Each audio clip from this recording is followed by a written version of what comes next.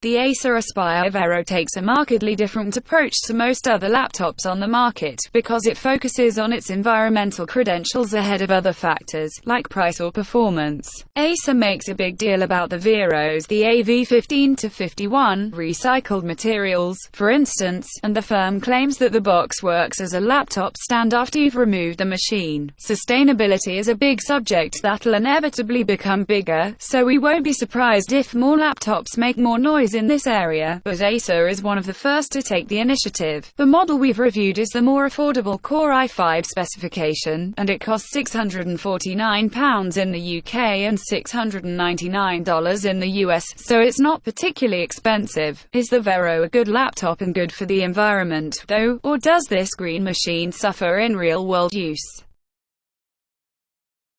Much of the Acer Aspire Vero's body uses PCR, or post-consumer recycled material, and Acer is quick to boast about the amount of second-hand stuff inside this notebook. The chassis and screen bezel use 30% recycled hardware, and the screen and keycaps use 99% and 50% recycled material respectively. Ultimately, Acer says that the Vero's chassis construction produces 21% less CO2 than a conventional 15.6 inches laptop.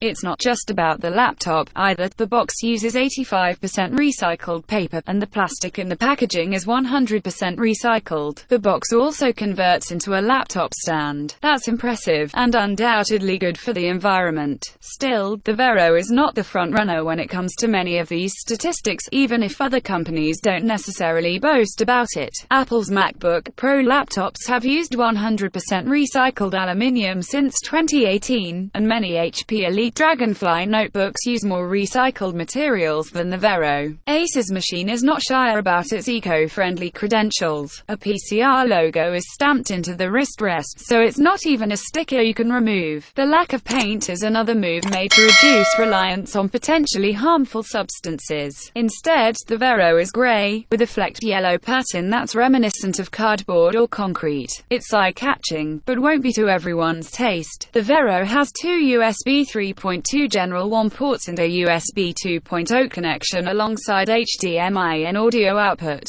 Internal connectivity comes from dual-band Wi-Fi 6, Bluetooth 5.0 and Gigabit Ethernet, and there's a fingerprint reader and a webcam. There's a USB-C port, but it doesn't work for charging the notebook, and the Vero doesn't have a card reader or Thunderbolt. The underside is secured with conventional screws, so it's easy to replace and upgrade components. That's helpful, although that's not unusual for a mainstream, mid-range laptop. There's plenty to like about this eco-friendly notebook, but the Vero weighs 1.8 kilograms and is 20 millimeters thick, and that figure rises to 23 millimeters when the rubber feet are included. It's larger and heavier than rivals. The Samsung Galaxy Book is a 15.6 inches laptop that weighs 1.55 kilograms and is 15.4 millimeters thick, and the 14 inches Huawei MateBook D14 is even lighter. Both laptops look better than the Vero, and the Samsung has a micro SD card slot to boot. The Vero's build quality doesn't really impress,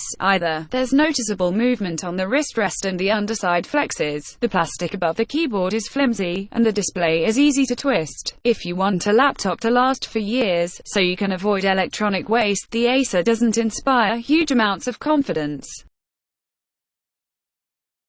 The Acer Aspire Vero's keyboard is fine for everyday use. It's fast, crisp, and not particularly loud. It's got a number pad, a large space bar, and a double-height return key. For web browsing, emails, and documents, it's fine. More demanding users won't be satisfied, though. The buttons feel a bit too hollow and rattle a little too much, and they could be larger, especially on the number pad and cursor keys. The backlight doesn't have adjustable brightness either. The R&D keys could distract slower typists too. They're installed backwards and with their font in yellow to highlight recycling. The trackpad is fine if a little soft, so I've got no complaints there, and it's got a fingerprint scanner built in. But if you want a snappier and more solid keyboard, the Samsung is a better choice.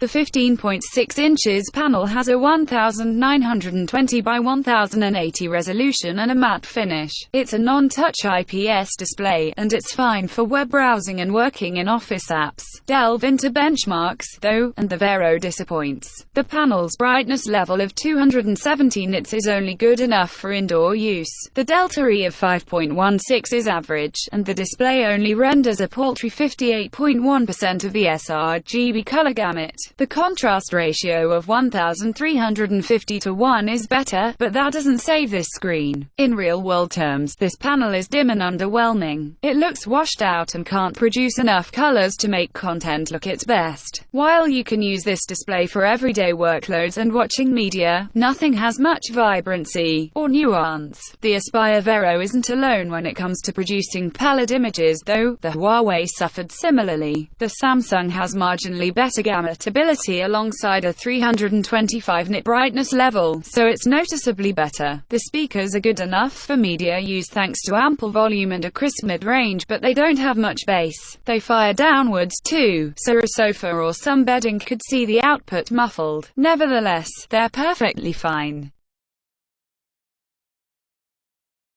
The Acer Aspire Vero. I've reviewed users Intel's Core i5-1155G7. It's a Tiger Lake chip with 4 hyper-threaded cores, and it has a peak single-core turbo speed of 4.5 GHz.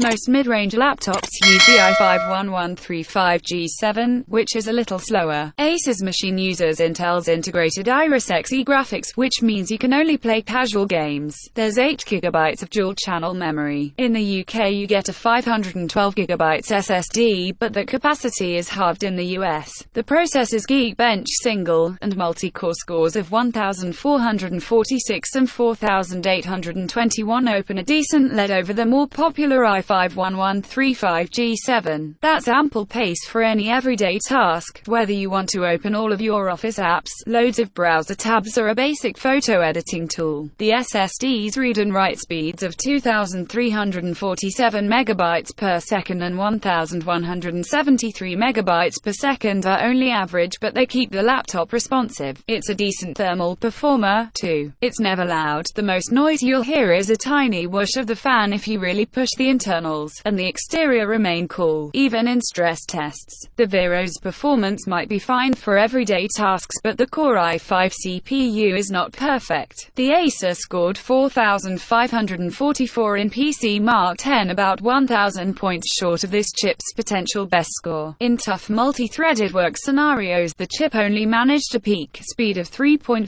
GHz.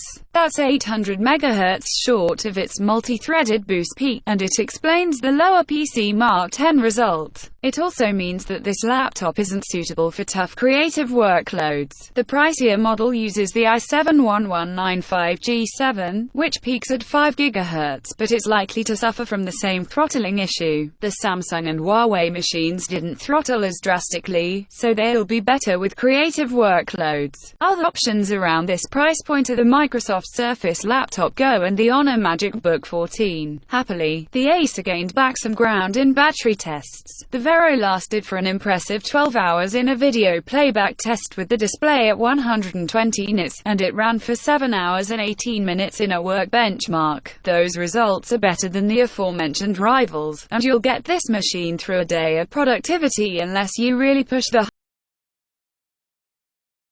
Core i5 version of the Acer Aspire Vero we've reviewed costs £649 in the UK via Currys and $699 in the US via Acer. If you'd like to upgrade to the Core i7 model, expect to pay £849 or $899. If you step up, you don't just get the better CPU. That machine has 16 GB of memory and a 1 TB SSD too. Those prices compare well to rival machines. The Samsung Galaxy Book with a Core i5 processor costs £699 and $749, and its Core i7 variant sits at £899 and $999. The Huawei isn't available in the US, but in the UK its Core i5 and Core i7 models cost £699 and £849 respectively.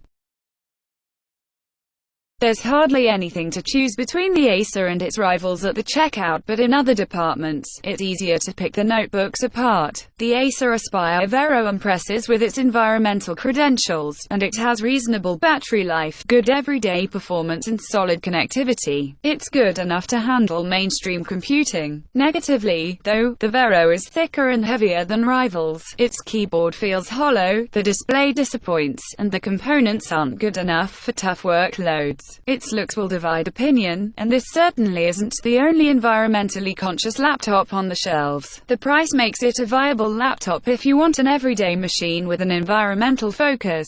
But if you want great performance, a vibrant display or a slim, light design, look elsewhere.